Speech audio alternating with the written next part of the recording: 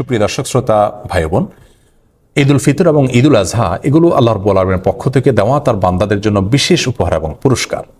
রমাদান মাসব্যাপী ইবাদতবন্দি করার পর আল্লাহ তাআলা নগদ পুরস্কার হিসাবে ঈদুল ফিতরের আনন্দ আমাদেরকে দিয়েছেন। আর জিলহজের প্রথম দশকের ইবাদত সম্পন্ন করার পর, হজের ইবাদত সম্পন্ন করার পর আল্লাহ তাআলা নগদ পুরস্কার হিসাবে ঈদুল আজহার আনন্দ আমাদেরকে দিয়েছেন। আল্লাহর দেয়া উপহারকে আল্লাহর বাতানো পদ্ধতিতে ব্যবহার করাই হলো একজন বুদ্ধিমান ইমানদারের কাজ। আর সেজন্য আমরা আজ ঈদুল ফিতরের সুন্নাহ সমূহ আলোচনা করতে চাই। কিভাবে প্রিয় নবী সাল্লাল্লাহু আলাইহি সাল্লাম ঈদুল ফিতর উদযাপন করতেন, সাহাবায়ে কেরাম ঈদুল ফিতরে কি কি আমল করতেন, সেগুলো আমরা পেশ করবো ইনশাআল্লাহ তাআলা। ঈদুল ফিতরের সুন্নাহ সম্পর্কে বলতে গেলে সর্বাগ্রে যে সুন্নাহর কথা চলে আসে তা হলো অন্য দিনের তুলনায় ঈদের দিন একটু আগে আগে ঘুম থেকে ওঠা, একটু ভোরে জাগ্রত হওয়া। ফজর নামাজে উপস্থিত হওয়াটা ঈদের নামাজে উপস্থিত হওয়ার চাইতে অনেক বেশি গুরুত্বপূর্ণ। আর সেই সাথে ঈদগাহে একটু আগে আগে যাওয়া, এটি ঈদের দিনের প্রথম সুন্নাহ। দুঃখজনক হলেও সত্য যে আমাদের সমাজে বরং উল্টা চিত্র দেখা যায়। আমরা অন্য দিনের তুলনায় ঈদের দিন একটু দেরিতে ঘুম থেকে উঠে থাকি এবং ফজরের সময় অনেকে উপস্থিত হতে পারেন না। এর কারণ হলো চাঁদ রাতে আমরা দেরিতে ঘুমিয়ে থাকি। এই কালচার পরিবর্তন হওয়া উচিত। প্রথম সুন্নাহ হলো আগে আগে ঘুম থেকে ওঠা অন্য দিনের তুলনায় এবং ঈদগাহে আগে আগে যাওয়া। ঈদুল ফিতরের দ্বিতীয় সুন্নাহ হলো খেজুর খেয়ে তারপরে মসজিদে আসা, অথবা মিষ্টি জাতীয় কিছু খেয়ে মসজিদে আসা যদি খেজুর না থাকে। তৃতীয় সুন্নাহ হলো গোসল করা, সেই সাথে সুগন্ধি ব্যবহার করা এবং মেসওয়াক করা। 4 নম্বর সুন্নাহ হলো যার যা পোশাক আশাক আছে তার মধ্যে থেকে উত্তম পোশাকটি পরিধান করা। নতুন পোশাক আবশ্যক নয়, সুন্নাহ নয়, তবে যা আছে তার মধ্যে থেকে উত্তম এবং তুলনামূলক ভালো পোশাকটি পরা ঈদের দিন, এটা হলো সুন্নাহ। 5 নম্বর সুন্নাহ হলো ঈদগাহে যাওয়ার সময় পায়ে হেঁটে যাওয়া, কোনো বাহন ব্যবহার না করা। যারা বৃদ্ধ বা অসুস্থ তাদের কথা ভিন্ন, সুস্থ স্বাভাবিক মানুষের জন্য বাহন ব্যবহার না করে পায়ে হেঁটে যাওয়াটাও সুন্নাহ। এতে ঈদের সৌন্দর্য বিকশিত হয় এবং প্রকাশিত হয়। 6 নম্বর সুন্নাহ হলো ঈদগাহে যাওয়ার সময় তাকবীর বলতে বলতে যাওয়া। আল্লাহু আকবার, আল্লাহু আকবার, লা ইলাহা ইল্লাল্লাহ, আল্লাহু আকবার, আল্লাহু আকবার, ওয়ালিল্লাহিল হামদ। এই তাকবীর পাঠ করতে করতে ঈদগাহে আসা সুন্নাত। গল্পগুজব করতে করতে আসা উচিত নয়। তাকবীর আমাদের মুখে থাকবে এবং আমরা ঈদগাহে যেতে থাকবো। 7 নম্বর সুন্নাহ হলো যেই পথ দিয়ে আমরা ঈদগাহে আসবো, বাসায় যাওয়ার সময় অন্য পথ ধরে আমরা যাব। বিকল্প পথ যদি না থাকে তাহলে রাস্তার যে পাশ দিয়ে আমরা এসেছি অন্য পাশ দিয়ে যাওয়ার চেষ্টা করব। 8 নম্বর সুন্নাহ হলো ঈদের দিন হাসি মুখে থাকার চেষ্টা করা যথাসম্ভব। কোনো কারণে মনে দুঃখ থাকলেও যথাসম্ভব হাসি খুশি থাকার চেষ্টা করতে হবে। সবার সাথে আনন্দ ঘনভাবে সময় কাটানোর চেষ্টা করতে হবে। এটা ঈদের গুরুত্বপূর্ণ একটি সুন্নাহ। ঈদের 9 নম্বর সুন্নাহ হলো যথাসম্ভব মসজিদে বা বদ্ধ জায়গায় ঈদের নামাজ না পড়ে উন্মুক্ত জায়গা বা মাঠে ময়দানে ঈদের নামাজ পড়া উচিত এবং উত্তম সুন্নাহ। এতে ঈদের আনন্দ এর মধ্যে পূর্ণতা পায়। তবে কোনোভাবেই কোনো রাস্তাঘাট, পথ ইত্যাদি বন্ধ করে মানুষের দুর্ভোগ হয় এরকম পরিস্থিতি সৃষ্টি করে দখল করে সেরকম জায়গায় ঈদের নামাজ পড়া উচিত নয়। উন্মুক্ত জায়গা যদি পাওয়া যায়, কারোর জায়গা যদি কেউ পারমিশন দেন তাহলে সেই জায়গাতে হতে পারে, অথবা শহর অঞ্চলে যদি সেরকম কোনো জায়গা না থাকে তাহলে মসজিদেও ঈদের নামাজ হতে পারে। ঈদের 10 নম্বর এবং সর্বশেষ সুন্নাহ হলো একে অন্যকে শুভেচ্ছা জানানো ঈদ উপলক্ষে। সেটি সাক্ষাৎ হলে হতে পারে, বার্তাযোগে হতে পারে। সাহাবায়ে কেরাম একজনের সাথে অন্যজন সাক্ষাৎ হলে, যোগাযোগ হলে ঈদের দিন তারা শুভেচ্ছা জানাতেন এইভাবে, তাকাব্বালাল্লাহু মিন্না ওয়া মিনকুম সালিহাল আমাল। যার অর্থ হলো গোটা রমজান ব্যাপী আপনি এবং আমি যে সমস্ত নেকামল করেছি আল্লাহ তাআলা আমাদের উভয়ের নেকামলগুলোকে কবুল করে নিন। এই দোয়াটাকে সংক্ষেপে এভাবে বলা যেতে পারে, তাকাব্বালাল্লাহু মিন্না ওয়া মিনকুম, তাকাব্বালাল্লাহু মিন্না ওয়া মিনকুম। এভাবে আমরা একে অন্যকে ঈদের শুভেচ্ছা জানাবো। এটাকে বাংলায় আমরা বলতে পারি, আপনার এবং আমার সমস্ত নেকামলগুলো আল্লাহ তাআলা কবুল করুন। এই দোয়ামূলক শুভেচ্ছা ঈদ উপলক্ষে, ঈদুল ফিতর উপলক্ষে আমরা একে অন্যকে পেশ করব। সেই সাথে ঈদ মুবারক যেটা আমরা বলে থাকি আমাদের সমাজে, সেটি বললেও কোনো অসুবিধা নেই। ঈদ মুবারকের অর্থ ভালো, অর্থাৎ আপনার ঈদ বরকতময় হোক। কিন্তু সুন্নাহ হলো সেটি যেটি সাহাবায়ে কেরাম থেকে বর্ণিত হয়েছে। আমরা দুটিকে সংযোগ করে বলতে পারি, কোনো অসুবিধা নেই।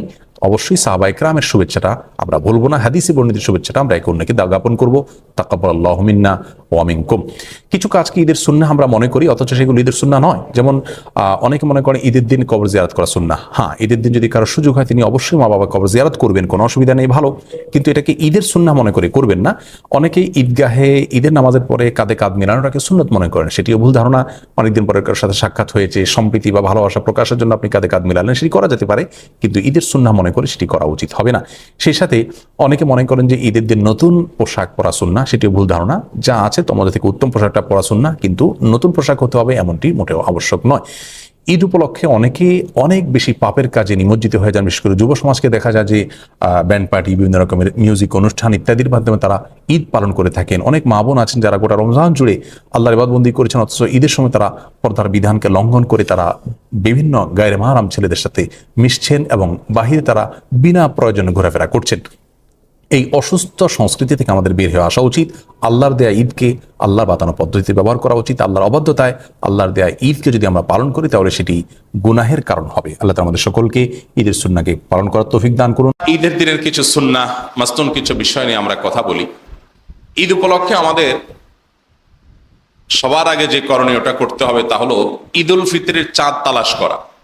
ঈদুল ফিতরের কি কাজ তালাশ করতে হবে? চাঁদ তালাশ করা। আমরা এর আগেও বিভিন্ন সময় আপনাদেরকে বলেছি যে ঈদুল ফিতরের চাঁদ, রমাদানের চাঁদ, এই আকাশে চাঁদ তালাশ করা এটা গুরুত্বপূর্ণ একটা আমল, এটা একটা সওয়াবের কাজ এবং এটা ফরজে কিফায়া। কোন সমাজের কোন মানুষ যদি না করে সবাই গুনাহগার হয়ে যাবে, কিছু মানুষ অন্তত করতে হবে। আমরা ঈদুল ফিতরের চাঁদ আকাশে তালাশ করব। যারা ইতিকাফে আছেন তাদের জন্য এই সুযোগ নাই, যারা ইতিকাফে নাই তারা চাইলে আকাশে, পশ্চিম আকাশে আমরা চাঁদ তালাশ করতে পারি। চাঁদ তালাশ করার ভিতরে একটা আনন্দ আছে, আমরা সেই আনন্দ থেকে অনেকটাই বঞ্চিত। আমরা আমাদের ছেলেবেলায়, কৈশোরে, বাল্যকালে আমরা এই রমাদানের 29 তারিখে পশ্চিম আকাশে চাঁদ তালাশ করার জন্য গ্রামে রাস্তা বের হয়ে যেতাম এবং অনেক মানুষ মিলে চাঁদ দেখতাম। এখন এই সমস্ত দৃশ্য দেখা যায়? আর গ্রামে শহরে কোথাও এখন আর মানুষ চাঁদ দেখে? সবাই দেখে, কিন্তু সেটা মোবাইলে দেখে, ফেসবুকে দেখে চাঁদ দেখা গেছে কিনা। তো চাঁদ তো ফেসবুকে উঠার কথা না, চাঁদ তো উঠার কথা কোথায়? আকাশে। তো সে আকাশে না দেখে আমরা সবাই কোথায় দেখি? ফেসবুকে দেখি। ফেসবুকে চাঁদ উঠার সংবাদ যারা দিবেন, সেই জাতীয় চাঁদ দেখা কমিটি সংবাদ পাবেন, সারা দেশ থেকে ডিসি সাহেবরা সংবাদ পাঠাবেন সেটার মাধ্যমে। তো ডিসি সাহেবরা সংবাদ কোত্থেকে পাবেন? সাধারণ মানুষ তাদেরকে দেখে জানাবে। তারপর তো এখন সবাই যদি আমরা ফেসবুকে পড়ে থাকি তাহলে ওনাদেরকে কারা জানাবে? আমরা শুধুমাত্র গুটি কতক দায়িত্বশীলদের উপর যদি ছেড়ে দেই গোটা দেশের, গোটা জাতির রোজা এবং ঈদের বিষয়টা, সেটা খুবই দুঃখজনক যে জাতীয় চাঁদ দেখা কমিটির কয়েকজন চাঁদ তালাশ করবে। না, আমাদের প্রত্যেকের চাঁদ তালাশ করা উচিত। চাঁদ পশ্চিম আকাশে তালাশ করেন, আপনি যদি নাও দেখতে পান, আপনি যে চেষ্টা করেছেন এর কারণে সওয়াব পাবেন, একটা সুন্নাহ জিন্দা হবে। দেখার ভিতরে একটা আনন্দ আছে, আবার সুন্নাহও আছে, দুইটাই একসাথে আছে। অতএব আমরা সেই চেষ্টা করবো। আল্লাহ আমাদের তৌফিক দান করুন। তাহলে প্রথম কাজ হবে আমাদের পশ্চিম আকাশে চাঁদ তালাশ করা। যদি চাঁদ পেয়ে যান, দেখতে পান, তাহলে দোয়া পড়বেন, আল্লাহুম্মা আহিল্লাহু আলাইনা বিল আমনি ওয়াল ঈমান, আল্লাহুম্মা আহিল্লাহু আলাইনা বিল আমনি ওয়াল ঈমান, অন্য হাদিসে আছে বিল ইয়ুমনি ওয়াল ঈমান ওয়াস সালামাতি ওয়াল ইসলাম রব্বি ওয়া রাব্বুকাল্লাহ। অর্থাৎ হে আল্লাহ, এই চাঁদকে আপনি ঈমান এবং বরকতময় করে দিন আমাদের জন্য। অর্থাৎ এই মাসটাকে আমাদের জন্য ঈমানময়, বরকতময় করে দিন, যাতে এই মাসে, এই চাঁদে আমরা ঈমানের সাথে, কল্যাণের সাথে থাকতে পারি।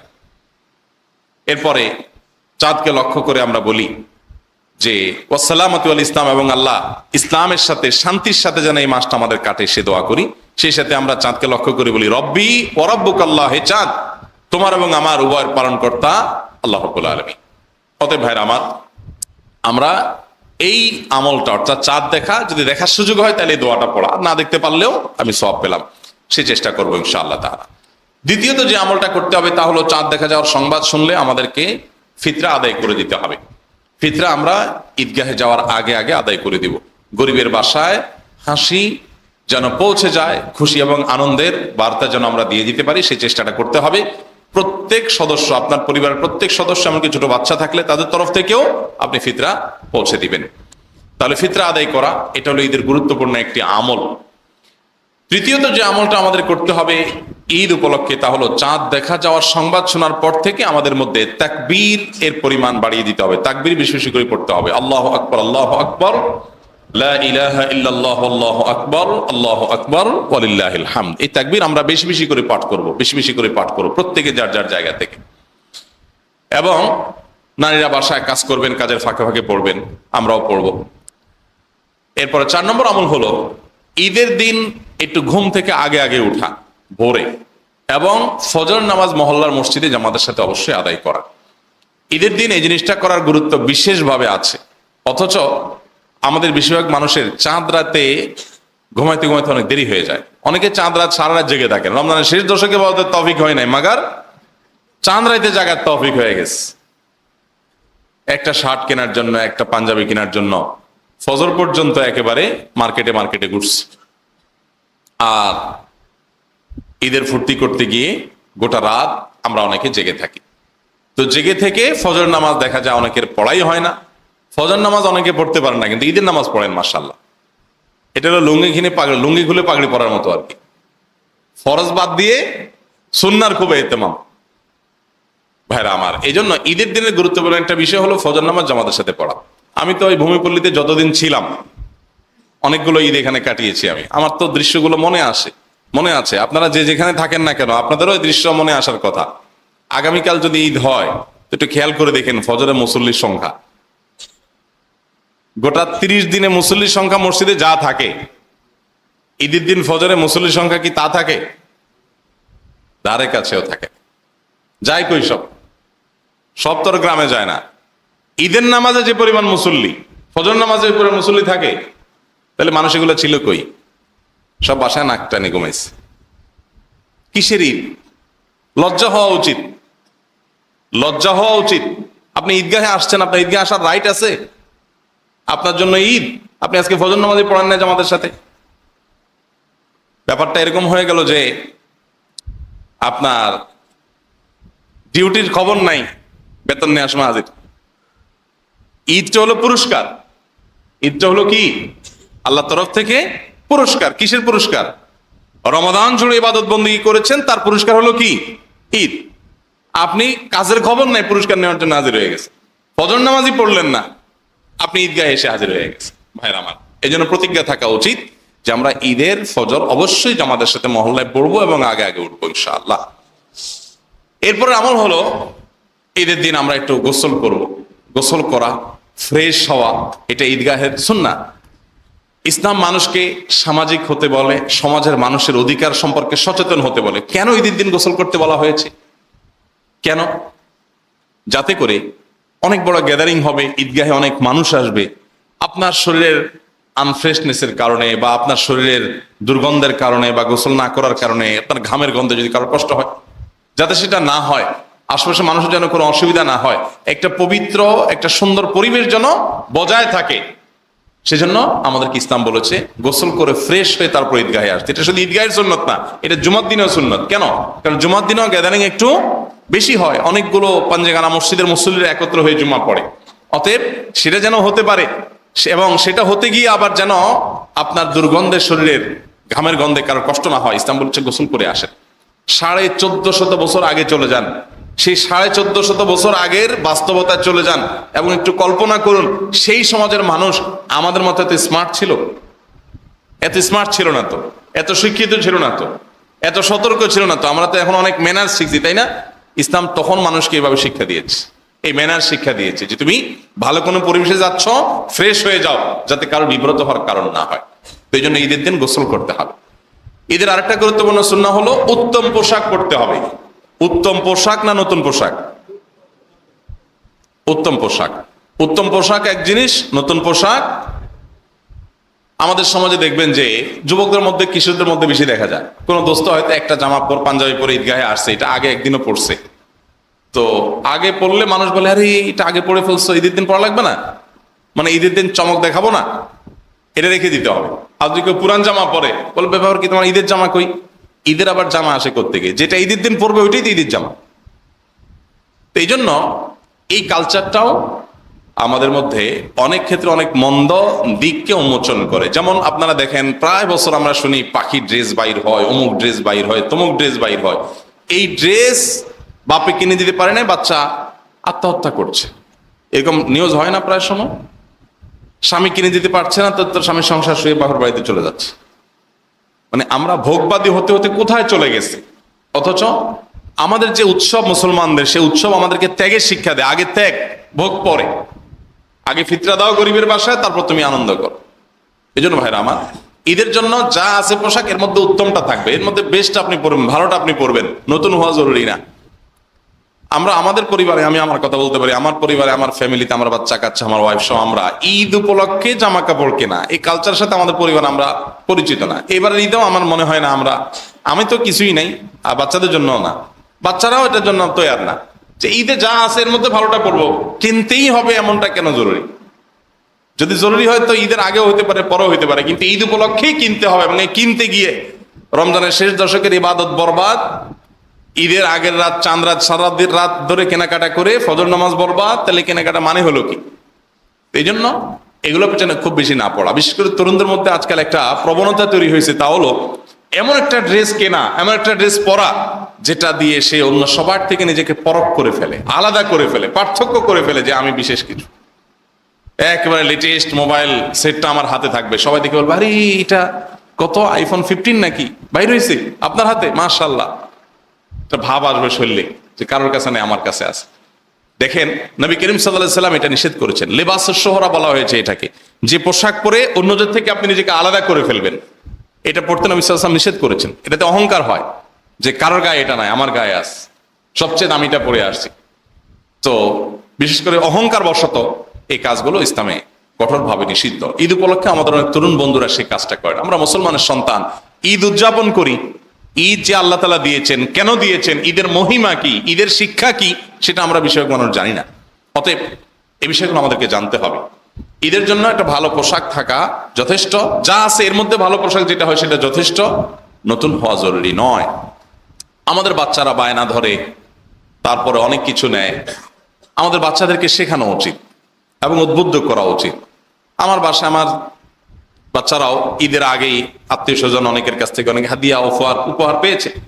তো আমি আপনাদেরও সবসময় বলার চেষ্টা করি, বাচ্চাদেরকে বলছি যে দেখো, তোমার এই বাজেট দিয়ে চাইলে তোমার জন্য একটা জামা আমি কিনে দিতে পারি, আর তুমি চাইলে এখান থেকে হাফ করে হাফ দিয়ে একটা জামা কিনতে পারো, আর হাফ তুমি তোমার কোনো ক্লাসমেট, তোমার কোনো বন্ধু বান্ধব যে একটু গরিব আছে, তুমি নির্বাচন করো, তার জন্য একটা জামা কিনে দিই, তুমি দিয়ে আসো।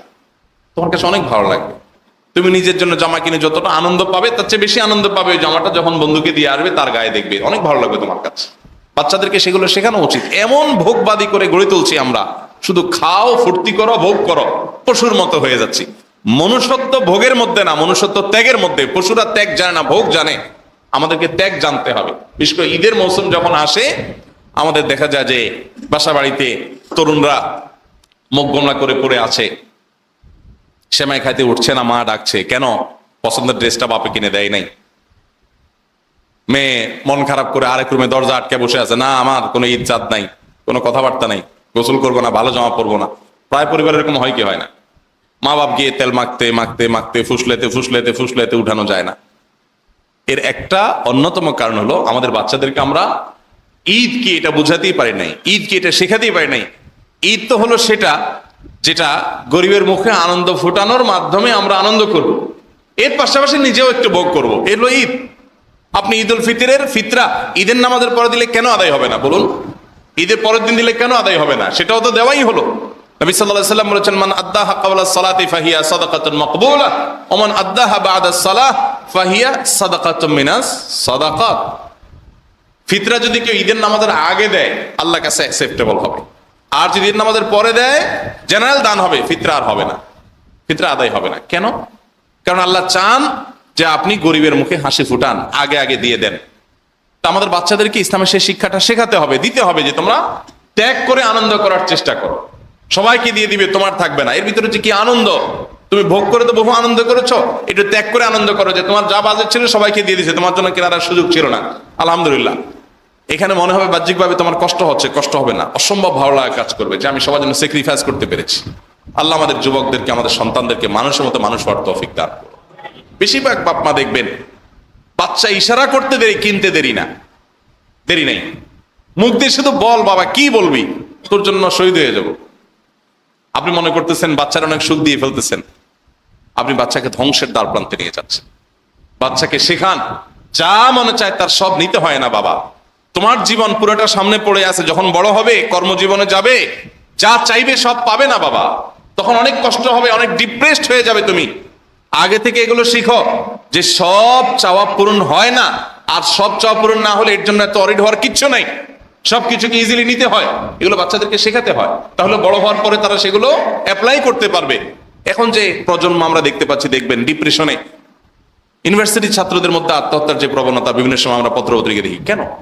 এর অন্যতম কারণ যে ওই যে পরিবার থেকে ত্যাগের কোনো শিক্ষা দেওয়া হয় না। ঈদ উল ফিতর, ঈদ উল আজহা, এই ত্যাগের শিক্ষা দেওয়ার সময় আমাদের পরিবারকে, আল্লাহ আমাদেরকে তৌফিক দান করুন। তাহলে আমাদের বাচ্চাদেরকে এগুলো শেখাতে হবে।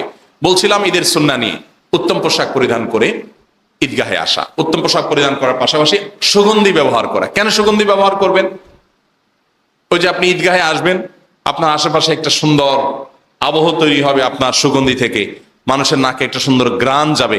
ইসলাম সবসময় মানুষের কথা, আশপাশের মানুষের কথা চিন্তা করতে বলেছে আমাদেরকে, যে আশপাশে মানুষ আমার দ্বারা কষ্ট তো পাবেই না, বরং আমার সৌরভ দ্বারা তারা সুরভিত হবে, আমার সুগন্ধি তাদের পুরো আবহাওয়াটাকে উপভোগ্য করে তুলবে, আশপাশে মানুষের আনন্দের এবং খুশির কারণ হব আমি। সেজন্য আপনাকে সুগন্ধি ব্যবহার করে ঈদগাহে যেতে বলা হয়েছে। সেই সাথে মেসওয়াক করা ঈদের দিনের আলাদা একটা সুন্নাহ। মেসওয়াক তো এমন একটা সুন্নাহ, এটা আমাদের দিনের সারা দিনের রুটিনে বহুবার রাখা হয়েছে, একবার দুইবার না। নবী করিম সাল্লাল্লাহু আলাইহি সাল্লাম সম্পর্কে আমাদের আয়েশা বলেছেন, বাসা যখন প্রবেশ করতেন উনি মেসওয়াক করতে করতে প্রবেশ করতেন, ঘুমাতে যেতেন, শুতে যেতেন, মেসওয়াক করতেন, অজুতে মেসওয়াক, নামাজের সময় মেসওয়াক। ঈদের দিনে আলাদা করে, শুধু ঈদের দিনকে কেন্দ্র করে একটু মেসওয়াক করা। কেন? ও যে আপনার মুখের দুর্গন্ধ যাতে কারো কষ্ট না কারণ না হয়, ফ্রেশ হয়ে যাবেন। সেই সাথে ঈদের একটা সুন্নাহ হলো, ঈদ উল ফিতরের, বিশেষ করে ঈদ উল ফিতরের সুন্নাহ হলো কিছু মিষ্টি মুখ করে তারপর ঈদগাহে আসবেন। আমাদের এই অঞ্চলে মানুষ সেমাই খেয়ে আমরা অভ্যস্ত, তো সেমাই খেয়ে আসতে পারেন। আর খেজুর খেলে সরাসরি হাদিসের উপর আমল হয়ে গেল, একটা খেজুর খেয়ে, একটু সেমাই খেয়ে, একটু পানি খেয়ে তারপর ঈদগাহে আসলেন। ঈদ উল আজহাতে উল্টা, সেখানে কিছু না খেয়ে আসা সুন্নাহ, আর এখানে হলো কিছু খেয়ে ঈদগাহে আসা। ঈদগাহে আসার সময় তাকবীর পড়তে পড়তে আসা, তাকবীর পড়তে পড়তে আল্লাহু আকবার, আল্লাহু আকবার, লা ইলাহা ইল্লাল্লাহ, আল্লাহু আকবার, আল্লাহু আকবার ওয়া লিল্লাহিল হামদ, তাকবীর পড়তে পড়তে আসা। আবার ঈদগাহে পায়ে হেঁটে আসা, এটা আলাদা একটা সুন্নাহ যদি সম্ভব হয়। আর যদি ঈদগাহ এত দূর হয় যে পায়ে হাঁটার সুযোগ নেই, তাহলে যতদূর সম্ভব গাড়িতে গিয়ে বাকিটুকু পায়ে হেঁটে গেলেন। আর সেই সাথে ঈদের আরেকটা গুরুত্বপূর্ণ সুন্নাহ হলো যে এক রাস্তায় আসা, আরেক রাস্তায় যাওয়া। এক রাস্তায় আসা, আরেক রাস্তায়, কেন? এটা আবার কেন? প্রত্যেকটা সুন্নাহর কিন্তু বিশেষ কারণ আছে, এমনি এমনি করতে বলা হয়নি। আপনি বাসা থেকে আসলেন, ধরুন আপনি ভূমিপল্লের বাসিন্দা, আপনার বাসা থেকে আপনি এদিক থেকে আসলেন এক রোড দিয়ে, আরেক রোড দিয়ে যাওয়া যায়, তাহলে আপনি একদিক দিয়ে আসবেন, আরেক দিক দিয়ে যাবেন। আর যদি যাওয়ার একটাই রোড থাকে, তাহলে এক পাশ দিয়ে আসলেন, আরেক পাশ দিয়ে গেলেন। এটা করবেন কেন? যাতে করে বেশি মানুষের সাথে আপনার সাক্ষাৎ হয়ে যায়। আসার সময় কিছু মানুষের সাথে সাক্ষাৎ হবে, যাওয়ার সময় আবার নতুন কিছু বাসাওয়ালা প্রতিবেশীর সাথে সাক্ষাৎ হবে। তার মানে বোঝা গেল যে ঈদের দিন মানুষের সাথে সাক্ষাৎ করা, সালাম করা, কুশল বিনিময় করা, শুভেচ্ছা বিনিময় করা, এগুলো সুন্নাহ, আমরা অনেকে যাই। ঈদের আরেকটা বড় সুন্নাহ হলো, ঈদের চাঁদ ওঠার পর থেকেই এটা করতে পারেন। ঈদের দিন, ঈদের পরেও করতে পারেন দুই একদিন। তবে ঈদের চাঁদ ওঠা থেকে নিয়ে সাহাবা একরাম ওদের ঈদের শুভেচ্ছা বিনিময় করতেন। আমরা ঈদের শুভেচ্ছা বিনিময় করব। কি বলে ঈদের শুভেচ্ছা বিনিময় করব? তাকাব্বালাল্লাহু মিন্না ওয়া মিনকুম, অর্থাৎ আল্লাহ আমার আপনার ইবাদত বন্দেগী যেগুলো আমরা করেছি রমজান জুড়ে, আল্লাহ সেগুলো কবুল করে নেয়। এ হলো ঈদের শুভেচ্ছা। সাহাবা একরাম এভাবে একে অন্যকে অভিবাদন জানাতেন, শুভেচ্ছা জানাতেন। অতএব আমরা ঈদের শুভেচ্ছা সেভাবে জানাবো, তাকাব্বালাল্লাহু মিন্না ওয়া মিনকুম। এর পাশাপাশি ঈদ মুবারক আমরা এই অঞ্চলে বলি। ঈদ মুবারক মানে আপনার ঈদ বরকতময় হোক, বলতে পারি, দোষের কিছু নেই, এটা আমাদের আঞ্চলিক সংস্কৃতি ঈদ মুবারক বলা। কিন্তু সুন্নাহ হলো কোনটা? তাকাব্বালাল্লাহু মিন্না ওয়া মিনকুম। অতএব আপনি ঈদ মুবারক বলেন, কিন্তু পাশাপাশি সাহাবীদের ওই দোয়াটা, এটা কিন্তু দোয়া। তাকাব্বালাল্লাহু মিন্না ওয়া মিনকুম, এটা কিন্তু শুধু শুভেচ্ছা না, এটা কি? দোয়া। অর্থাৎ অবশ্য শুভেচ্ছা জিনিসটাও একটা দোয়া। শুভ ইচ্ছা, এটাই তো শুভেচ্ছা, মানে ভালো কামনা করা। তো তাকাব্বালাল্লাহু মিন্না ওয়া মিনকুম সেই জিনিসটা আছে, অর্থাৎ আল্লাহ তাআলা আমাদের উভয়ের ইবাদত বন্দেগীগুলো কবুল করে নেন। তাহলে আমরা সেই ঈদের শুভেচ্ছা জানাবো, এটা ঈদের একটা সুন্নাহ। ঈদের গুরুত্বপূর্ণ একটা সুন্নাহ আজ প্রচন্ড অবহেলিত, সেটা হলো যে ঈদের নামাজ মসজিদে না পড়ে ঈদগাহে পড়া। কোথায় পড়তে হবে? ঈদগাহে পড়ার চেষ্টা করতে হবে। ঈদগাহে ঈদের নামাজ খুব একটা পড়া আজকাল হয় না। এ না হওয়ার দুইটা কারণ আছে। একটা কারণ হলো যে মাঠগুলো আস্তে আস্তে কমে যাচ্ছে, ঘরবাড়ি উঠে যাচ্ছে, দখল হয়ে যাচ্ছে, নামাজ পড়ার মতো মাঠ কম। আবার যেগুলো আছে মাঠ, সেগুলো ব্যবহার করলেও আমরা করতে পারি। কারো খালি জায়গা আছে, তার কাছ থেকে ধার নিয়ে, লিজ নিয়ে, অনুমতি নিয়ে সেখানে আমরা ঈদের আয়োজন করতে পারি, সেটুকু চেষ্টা আমরা অনেকে করি না। এর অন্যতম প্রধান কারণ হলো, যারা মসজিদ পরিচালনা করেন, বেশিরভাগ মসজিদ কমিটির লোকেরা মনে করেন যে আমরা যদি ঈদগাহে যাই কয়েক মসজিদের লোক একত্র হয়ে, তাহলে তার সেখানে আমাদের কমিটিগিরি আর থাকলো না। সেখানে বড় কোনো ব্যক্তি থাকলে তাদের মধ্যে আমরা হজম হয়ে গেলাম। এই কমিটিগিরি করার খাহেশ থেকে অনেক মসজিদের মুসল্লিদেরকে ঈদের আনন্দ থেকে মসজিদ কমিটির লোকেরা বঞ্চিত করে। এটা খুবই গর্হিত একটি কাজ, খুবই অন্যায় একটা কাজ। ঈদটা হলো, দেখুন শুধু ঈদ না, আমরা একটু পেছন থেকে আসি। ইসলাম আমাদেরকে দৈনিক 5 ওয়াক্ত নামাজে পুরুষদেরকে সবাইকে একত্র হতে বলেছে মসজিদে। তার মানে একটা মহল্লার মানুষ দিনে 5 বার একত্র হবে, 5 বার দেখা হবে। তাহলে কত বেশি সম্পর্ক একজনের সাথে আরেকজনের তৈরি হবে, কত বেশি কুশল বিনিময় হবে, দেখা দেখি হবে, একটা বন্ধন তৈরি হবে। আবার কয়েকটা পাঞ্জেগানা মসজিদ মিলে একটা জুমার মসজিদ করতে বলে, যাতে কয়েক মহল্লার মানুষ সপ্তাহে একবার অন্তত দেখা করতে পারে। তাতে মহল্লার যে বিষয় আশয়গুলো আছে, স্বার্থ সংশ্লিষ্ট বিষয় আছে, সেগুলো মত বিনিময় হতে পারে।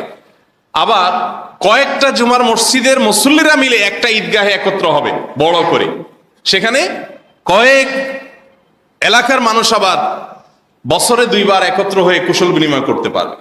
আমরা আমাদের ছেলেবেলা, আমি আমার গ্রামের কথা এখনো মনে আছে, যে আমরা ঈদের নামাজ পড়তাম যে ঈদগাহে, এখনো আছে সেই ঈদগাহে মানুষ ঈদের নামাজ পড়ে। তো অন্তত গ্রামের 20-30টা মসজিদের মুসল্লিরা একত্র হয়ে সেখানে ঈদের নামাজ পড়তেন। বছরে 2 বার অনেক মানুষের সাথে দেখা হতো, যাদের সাথে অন্য সময় দেখা হতো না। কি অসম্ভব এক ভালো লাগে কাজ করতে। আর এখন প্রত্যেক মসজিদে ঈদের নামাজ। ওই কালকে যেগুলো দেখছি মানুষ, আজকেও সেগুলোই। ঈদের কোনো আলাদা আবহ নাই। তো এটা হওয়া উচিত না। ঈদ হবে ঈদগাহে, ঈদ মসজিদে না। এটা সুন্নাহর খেলাফ। হ্যাঁ, ঢাকার কথা বলতে পারেন যে ভাই এত ঈদগাহ নাই, আমরা কই যাব? ঠিক আছে, নাই তাহলে মসজিদে পড়েন। কিন্তু যাদের আছে, থাকার পরও তারা মসজিদে পড়লে এটা সুন্নাহর খেলাফ হয়। আর ঈদের আনন্দটা মসজিদে নামাজ পড়ার মাধ্যমে যা হয়, তার কয়েক গুণ বেশি হয় ঈদগাহে নামাজ পড়ার মাধ্যমে। ঈদগাহে না গেলে ঈদটাই পানসা পানসা মনে হয়। আপনি সামিনাটাঙ্গে ঈদের নামাজের ব্যবস্থা করেন। আমরা আলহামদুলিল্লাহ আসুন্নাহ ফাউন্ডেশন থেকে এবছর আমাদের যে আসুন্নাহ ফাউন্ডেশন মসজিদ কমপ্লেক্স এবং মাদ্রাসাতে সুন্নাহ ইউনাইটেড ইউনিভার্সিটির পেছনে নতুন বাজারের কাছে, সেখানে আমরা এবার এই সুন্নাহটা পালন করার সুবিধা কিছু মানুষের জন্য তৈরি করার জন্য আমরা ব্যবস্থা করেছি। জাতীয় ঈদগাহে হয় আলহামদুলিল্লাহ, ঢাকায় আরো কিছু কিছু জায়গায় হয়। তো পাশাপাশি আমরা ব্যবস্থা করেছি আলহামদুলিল্লাহ, ত্রিপল দিয়ে বৃষ্টি হলে যাতে পানি না পড়ে। সেই সাথে বাচ্চাদের জন্য অনেকগুলো রাইড আমরা ভাড়া করে এনেছি, সম্পূর্ণ ফ্রি। ঈদের দিন বাচ্চারা যাতে ঈদের নামাজ পড়তে যায়, আনন্দ পায়। বাচ্চারা আমাদের ঈদের আনন্দ থেকে বঞ্চিত হয়, কারণ মসজিদে রাইড নাই, তো আনন্দ পাবে কোত্থেকে? ঈদগাহে তো রাইড রাখা যাবে, বাচ্চাদের ফুর্তির জন্য কিছু রাখা যাবে। এখন ফুর্তি হলো ঈদের নামাজটা পড়ে যে বাসায় ভূতের মতো বাপের হাতে একটা, ছেলের হাতে একটা, মেয়ের হাতে একটা, মায়ের হাতে একটা, সেমাই 2 চামচ খেয়ে এবার মোবাইলে টিপাটিপি করো। এই হলো ঈদ। এটা ঈদ? এটা ঈদ হতে পারে? প্রতিদিনই তো এই কাম করেন আপনি, তাহলে আজকে আর ঈদ হলো কেন? আজকে মোবাইল ছুঁড়ে ফেলে দেন। আজকে আত্মীয় স্বজনের বাসায় যান, প্রতিবেশী যার বাসায় কোনোদিন যান না, আজকে তাদের বাসায় যান, যে 1 চামচ সেমাই খেয়ে আসেন, একটু হাদিয়া নিয়ে যান, একটা চকলেট বাচ্চাদের জন্য নিয়ে যান, একটু নতুন টাকা বাচ্চাদেরকে দেন, ঈদের আনন্দটাকে পূর্ণতা দেন। আমরা এখন ভয়াবহ এক আপনার অটিস্টিক প্রজন্ম আমরা যেন গড়ে তুলছি, এমন একটা অবস্থায় আমরা চলে যাচ্ছি। আপনি খেয়াল করেন ঈদের দিনের চিত্র প্রত্যেকটা বাসায় ঈদের দিনে কি চিত্র থাকে বলেন? সবাই যার যার মোবাইলের মুন্নাজাতে ব্যস্ত। কয়জন রে সে মেসেজ পাঠালো? আরে রাখেন আপনার মোবাইলে মেসেজ পাঠানি, আপনি আশেপাশে বের হয়ে যান। বিশেষ করে যারা গ্রামে যাচ্ছেন, গ্রামে আত্মীয় স্বজনের বাড়িতে চলে যান। আমরা এর আগে বারবার বলেছি, আমার হাতে আর সময় নাই, তাদের মধ্যে ভাবসাব থাকা উচিত না। ঈদে অনেক ঢাকা শহর থেকে সাহেবরা গ্রামে যায়, তাদের ভাবসাব থাকে। গ্রামে গরিব আত্মীয় স্বজনরা এগুলো সব বুঝে, মানুষ বোকা শোকা না, আজকাল সবাই সচেতন। এসব ভাবসাব ছেড়ে দিয়ে গরিব আত্মীয় স্বজনদের সাথে মিশে মাটির মতো হয়ে, বিনয়ী হয়ে তাদের সাথে আনন্দ সুখকে ভাগাভাগি করা উচিত। তো এই বিষয়গুলোকে সহায় হয়, এই বিষয়গুলোর জন্য সহায়ক হলো ঈদগাহে নামাজ পড়লে। এই জন্য যে সমস্ত মসজিদের সুযোগ আছে তারা ঈদগাহে নামাজের ব্যবস্থা করবেন, একটু সামিয়ানা টাঙিয়ে। অনেক মসজিদ কমিটির লোকেরা ঈদগাহে ব্যবস্থা করার কারণ হলো যে পয়সা কামাই, যে ঈদগাহে, বড় ঈদগাহে হলে তো ওখানে উপার্জন হবে, আমাদের মসজিদের কামাই হবে না, তো মসজিদে যাতে কিছু নামাজের অ্যারেঞ্জ হলে কিছু পয়সা করে আসে, এই চিন্তা। অনেক ইমাম সাহেবেরও হয়তো এই টার্গেট থাকতে পারে, আল্লাহ মাফ করুক। তো আমাদের উচিত হবে কয়েকটা মসজিদ মিলে একটা ঈদগাহে নামাজের ব্যবস্থা করা। আবার ঢাকায় অনেক জায়গায় রাস্তা দখল করে নামাজ পড়ে। রাস্তা যদি এমন হয় যে এক অংশ বন্ধ করলে ঈদের দিন জাম হবে না, বাধ্য হয়ে বন্ধ করেছেন, সেটা ভিন্ন বিষয়। কিন্তু কোনো প্রয়োজন ছাড়া আপনি মাঠ পাচ্ছেন না, তো মসজিদে বের হয়ে আপনি রাস্তা নামাজ শুরু করলেন, সেটা অনুচিত। রাস্তা নামাজের জন্য না। নবী সাল্লাল্লাহু আলাইহি ওয়াসাল্লাম বলেছেন ইয়াকুম ওয়াল জুলুস আলা তারিক, তোমরা রাস্তায় বসবে না, এটা চলাচলের জন্য, মানুষের চলাচলে বিঘ্ন সৃষ্টি করবে না। তো যাই হোক, এটা একটা বড় সুন্নাহ ঈদের। আল্লাহ তাআলা আমাদের ঈদের সমস্ত সুন্নাহগুলো মেনে চলার তৌফিক দান করুন। সেই সাথে ঈদ যেন গুনাহে আপনার পরিপূর্ণ না হয়। ঈদ আসলে আমরা দেখি অনেক পর্দানুশীল মেয়েরাও ঈদের দিন অন্যদের একটু খোলামেলা আপনার পর্দার সাথে না হলে অন্তত শালীন পোশাকে থাকার চেষ্টা করে। ঈদের দিন উপলক্ষে, ঈদ উপলক্ষে দেখবেন যে অনেকে এত খোলামেলা হয়ে বের হয়। তরুণরা দুমদাড়াক্কা গান না বাজালে তো ঈদ কল্পনাও করে না। আজকাল তো নতুন ফেতনা বাইর হয়েছে যে কি ভাড়া করে একটা আপনার পিক আপ ভাড়া করে সেখানে বড় বড় বক্স রেখে ধুমধাড়াক্কা গান বাজাতে বাজাতে রাস্তা রাস্তায় ঘুরে বো বো বো বো করে। তোমার যদি গান শুনতে মনে চায়, ফুল ভলিউম দিয়ে তোমার কানে হেডফোন দিয়ে গান শুনতে শুনতে তুমি মরে যাও, কে তো তোমার নিষেধ করে নাই। আল্লাহর সাথে এরপরে বোঝাপড়া করিও হারাম কাজ করে। কিন্তু তুমি গান শুনবা আর গায়ে নিয়ে পুরো এলাকা মানুষকে বলবা যে সবগুলো আমার গান শুন। এটা কোন বর্বরতা, এটা কোন অসভ্যতা যে আমি একটু তেলাওয়াত করব, আমি একটু ঘুমাবো, আমি একটু মোবাইলে কথা বলবো? না, তা হবে না। আজকে ঈদের দিন তোমরা আমাদের গান শুনতে হবে, পুরো এলাকার মানুষকে তুমি জোর করে গান শোনায়। কি ধরনের বর্বরতা! আমাদের কিশোররা আজকে কোথায় চলে যাচ্ছে? অতএব ঈদ উপলক্ষে এই সমস্ত অনাচার যেন না হয় সেদিকটা আমরা খেয়াল রাখবো। আল্লাহ আমাদের সবাইকে তৌফিক দান করুন। মোহতারাম হাজরিন, আল্লাহ সুবহানাহু ওয়া তাআলা কোরআনে হাকিম আমাদেরকে বলেছেন, রমাদানের শুরুতে আমরা বারবার শুনেছি, কুতিবা আলাইকুমুস সিয়ামু কামা কুতিবা আলাল লাযীনা মিন ক্বাবলিকুম লাআল্লাকুম তাত্তাকুন। তোমাদের উপরে সিয়াম ফরজ করা হয়েছে, তোমাদের পূর্ববর্তীদের উপরে ফরজ করা হয়েছিল যেভাবে সেভাবেই। আর এই সিয়াম ফরজ করার উদ্দেশ্য হলো তোমরা যেন মুত্তাকি হতে পারো। রমাদান শেষে এসে আমরা যদি কেউ মুত্তাকি হতে পারি তাহলে আমাদের সিয়াম সাধনা সার্থক। আর যদি আমরা মুত্তাকি হতে না পারি তাহলে সেক্ষেত্রে আমাদের সিয়াম সাধনা কতটা সার্থক সেটা প্রশ্ন সাপেক্ষ বিষয়। মুত্তাকি হওয়া মানে হলো আল্লাহ তাআলার ভয় অন্তরে জাগ্রত হওয়ার মাধ্যমে আল্লাহর আদেশ নিষেধগুলোকে মেনে চলা, আল্লাহর কাছে জবাবদিহি করতে হবে, আল্লাহর সামনে দাঁড়াতে হবে। সেই চেতনা থেকে, সেই চিন্তা থেকে, সেই উপলব্ধি থেকে আল্লাহর আদেশ এবং নিষেধগুলো মেনে চলার যে একটা চেতনা, এটা ভেতরে জাগ্রত হওয়ার নাম হলো তাকওয়া। আর এটা যার মধ্যে থাকে সেই ব্যক্তিকে বলা হয় মুত্তাকি। যে প্রতিটি কাজ করার সময় চিন্তা করে এখানে আল্লাহর আদেশ নিষেধের বিষয় নিশ্চয়ই আছে। আল্লাহর যদি আদিষ্ট বিষয় হয় তাহলে সেটা আমি অবশ্যই করব, আর আল্লাহর আদেশ নাই বরং নিষেধাজ্ঞা আছে তাহলে আমি এর ধারে কাছেও যাব না। আল্লাহর ভয়ে প্রতিটা বিষয়কে এভাবে পরখ করে করে যে চলে ওই লোকটাকে বলা হয় মুত্তাকি। আর রমাদানে আল্লাহ তাআলা সিয়াম ফরজ করেছেন এই উদ্দেশ্যে যেন আমরা মুত্তাকি হতে পারি। প্রিয় দর্শক শ্রোতা ভাই বোন, ঈদের দিনের একটা চিরচেনা রূপ, একটা চিত্র হলো আমাদের সমাজে ছোট্ট বন্ধুরা, ছোট ছেলে মেয়েরা তারা বড়দের, গুরুজনদেরকে পা ছুঁয়ে সালাম করে থাকেন, কিছু হাদিয়া, কিছু উপঢৌকন, কিছু সালামি পাওয়ার উদ্দেশ্যে। তো এই পা ছুঁয়ে সালাম করে সালামি কালেকশন করা এটা জায়েজ আছে কিনা, অথবা অনেক মুরব্বীকে দেখা যায়, অনেক বড়দেরকে দেখা যায় তারা ছোটদেরকে সালাম, পা ছুঁয়ে সালাম দিতে বাধ্য করেন, তারপরে তাদেরকে সালামি দেন, তা না হলে সালামি দেন না। তো এই কাজটা কতটা সঠিক আমরা সেই বিষয়ে কথা বলবো। প্রিয় দর্শক, ইসলামে সালাম বলতে যে পরিভাষার কথা বলা হয়েছে, কোরআনে কারিমে রয়েছে পরিভাষার কথা এবং হাদিসেও রয়েছে। আল্লাহ সুবহানাহু ওয়া তাআলা কোরআনে বলেছেন, ইযা হুয়িতুম বিতাহিয়াতিন ফাহাইয়ু বিআহসানা মিনহা আও রুদ্দুহা। তোমাদেরকে কেউ যদি কোনো অভিবাদন জানায়, সালাম পেশ করে, তাহলে সে যে ভাষায় সালাম পেশ করেছে তুমি সেই ভাষায় তাকে সালাম ফিরিয়ে দাও, জবাব দাও, ফিরতি সালাম দাও, অথবা তার চাইতে বেটার বা তার চাইতে আরো উত্তম শব্দ ব্যবহার করে তাকে সালামের জবাব দাও। রাসূল করিম সাল্লাল্লাহু আলাইহি ওয়াসাল্লাম সালাম দিতে আমাদেরকে নির্দেশ করেছেন। চিনি না, যে কোনো মানুষকে, চেনা অচেনা সব মানুষকে সালাম দেওয়ার নির্দেশ তিনি করেছেন। সালাম মুখ দিয়ে উচ্চারণ করে একজন আরেকজনের শান্তি কামনা করে দোয়া করা হয়, সেটাই হলো সালাম। পা ছুঁয়ে সালাম করার মতো কোনো ধারণা ইসলাম আমাদেরকে দেয়নি, যার কারণে পা ছুঁয়ে যে কাজটা করি এটাকে আসলে সালাম বলাটাই সঠিক নয়, এটা কোনো সালামই নয়। এটা আমাদের দেশের প্রচলিত একটি কালচার, যে কালচারটা খুব ভালো কোনো কালচার নয়। কারণ এর মাধ্যমে একজন মানুষ আরেকজন মানুষকে সালাম দিতে গিয়ে তথাকথিত শ্রদ্ধা প্রদর্শনের নামে তার দিকে মাথা নুয়ে ফেলা, এবং এটা কিছুটা আল্লাহর সামনে আমরা যে রুকু করি, যে সেজদা করি, তার সাথে সাদৃশ্য হয়ে যায়। তো কোনো মানুষকে সম্মান দেখাতে গিয়ে আল্লাহর জন্য আমরা যেভাবে সম্মান নিবেদন করি সেইভাবে সম্মান নিবেদন করা, এটা আমাদের তাওহীদের সঙ্গে যায় না। সেই জায়গা থেকে পা ছুঁয়ে সালাম দেওয়া এটা সুন্নাহ বিরোধী কাজ, এটা অনুত্তম কাজ, এটা ভুল কাজ, এটা শিরকের সাথে সাদৃশ্যপূর্ণ কাজ। আমি শিরক সরাসরি বলছি না, শিরকের সাথে সাদৃশ্যপূর্ণ কাজ, বিধায় এটা আমাদের পরিহার করা উচিত। ঈদের সালামি পাওয়ার জন্য, ঈদের জন্য কিছু হাদিয়া উপঢৌকন কালেকশন করার জন্য বাচ্চারা বড়দেরকে সালাম পেশ করলে তারা সালামের জবাব দিবেন, জবাব দিয়ে তাদেরকে কিছু উপঢৌকন দিবেন, এটা আমাদের দেশের একটা কালচার, একটা সংস্কৃতি, কোনদের সাথে কোনো সংঘর্ষের নাই।